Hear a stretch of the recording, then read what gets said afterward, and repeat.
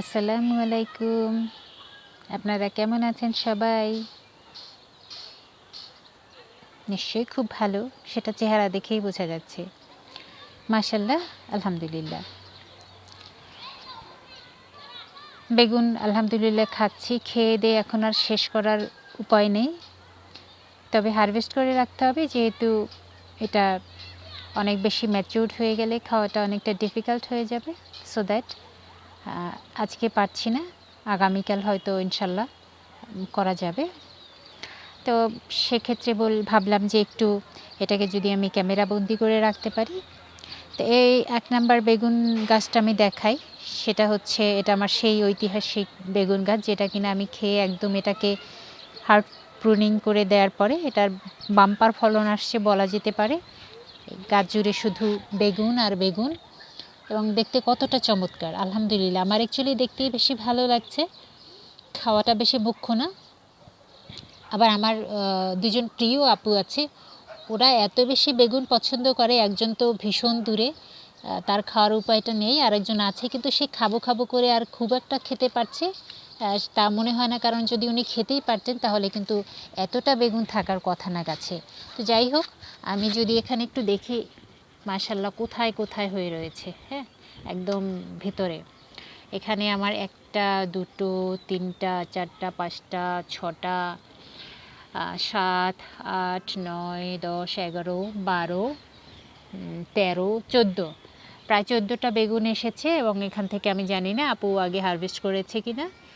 করে থাকলে তো ভালো, না করে থাকলে তো এই আসছে। তো আলহামদুলিল্লাহ, যেখানে কিনা গাছটা ফেলে দিতাম, এবং মাটির অবস্থা কিন্তু এই।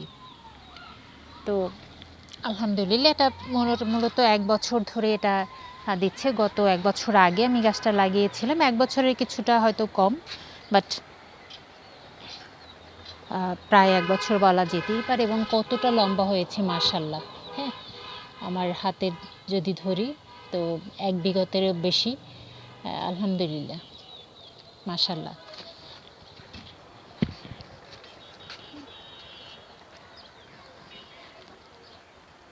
আজকে মূলত ১১ রমজান, এবং বিকেলবেলা আলহামদুলিল্লাহ রোজা রেখে যে খুব টায়ার্ড ফিল করছি সেটা না, আলহামদুলিল্লাহ ভালোই ফিল করছি। আর এটা হচ্ছে আমার তাল বেগুন। এখান থেকে এই যে বোটা আছে, আমি খেয়েছি, ভর্তা খেয়েছি, ভাজি খেয়েছি। এখনও মাশাল্লাহ গাছে আছে ১, ২, ৩, ৪, ৫, ৬, ৭, ৭টা বেগুন এখনও আমার গাছে ধরে আছে। এবং মাটির অবস্থা যদি আবার দেখাই, এই যে এই মাটি।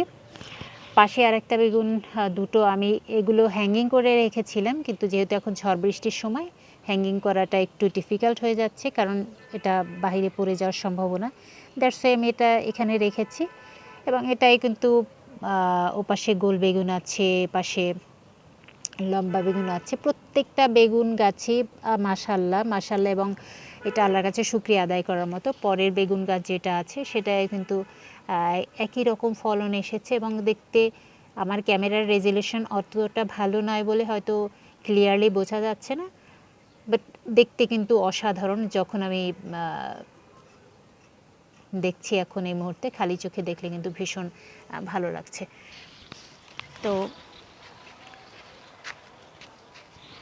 এই যে, এবং আমি কিন্তু এতে বেগুন গাছের কিন্তু একটা প্রবলেম হচ্ছে, এতে কিন্তু ভীষণ পোকার উপদ্রব হয়।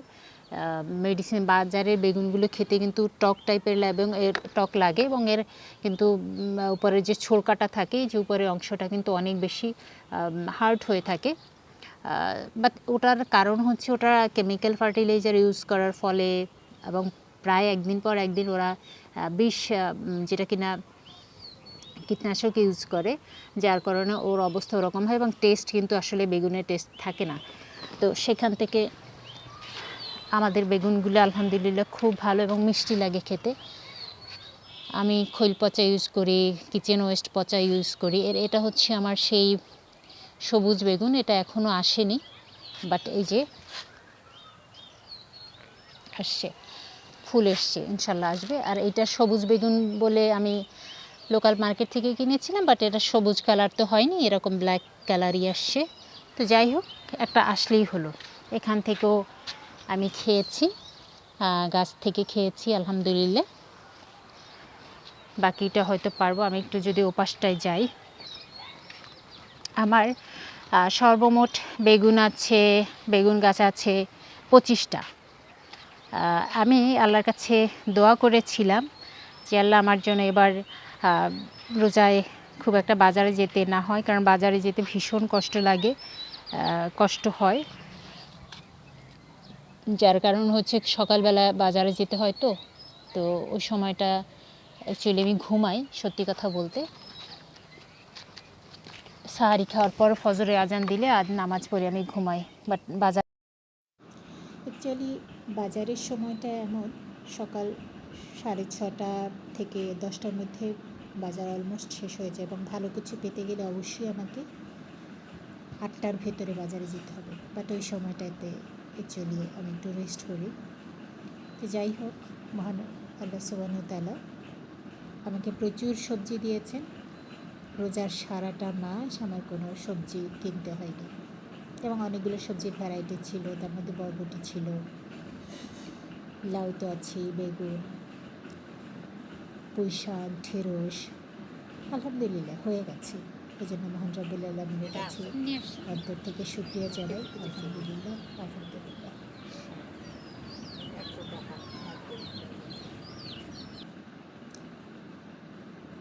সাথে মিষ্টি কুমড়ো ছিল।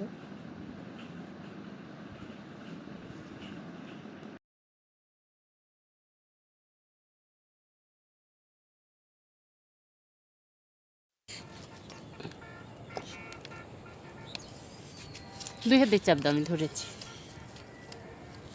দেখছো কি কঠিন, দেখো তো, মাশাল্লাহ। তুমি হাতে নাও, একটু দেখো, হাতে নিয়ে দেখো। সিগনেচারটা আমার কাছে দাও। আমার আব্বা কুমার কাটলো, ঠিক আছে? কুমড়া, সরি বেটা, ওরকম না, গায়ে টায়ে লাগিয়ে না। তুমি দেখো তো, এক হাতে নিয়ে কত শক্তি এটার। ওলে বাবালে, আমার বন্ধু। চল বন্ধু, ঘরে চল। ওকে চলো। পাপা তুমি কি খুশি হয়েছো? ওকে। আর তো মাম্মার উপর রাগ রইলো না, রইলো? মামা তো